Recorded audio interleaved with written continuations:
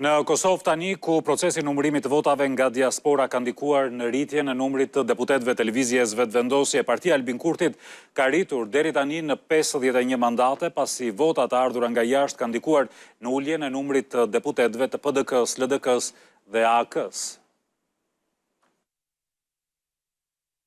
Numërimi i votave të dërguara me post nga diaspora i kanë dhënë lëvizjes vetëvendosje edhe një mandat tjetër në parlament. Sipas Komisionit Qendror të Zgjedhjeve, partia Albin Kurtit ka siguruar 51 deputet, në një kohë që deri më tani janë numëruar mbi 20% e 85.000 votave të diasporës. Vetëvendosja i mori mandatin Aleancës për Ardhmërinë e Kosovës, duke e lënë 7 mandate nga 8 që kishte gjithsej. Me numërimin e votave të diasporës, ku përfshihen edhe ato që kanë votuar në përfaqësi diplomatike, vetëvendosja u hoqi partive të tjera gjithsej 3 deputet. Veç AK-s, kjo parti i mori mandate edhe Partisë Demokratike të Kosovës dhe Lidhjes Demokratike të Kosovës. Nëse ruhet një trend i tillë i votave, parashikohet që vetëvendosja të fitojë edhe një vend, duke e çuar në 52 numrin e deputetëve. Për formimin e qeverisë nevojiten 61 deputet, një shumicë që Kurti mund ta sigurojë me deputetët e minoriteteve, jo të listës serbe që kanë automatikisht 10 deputet.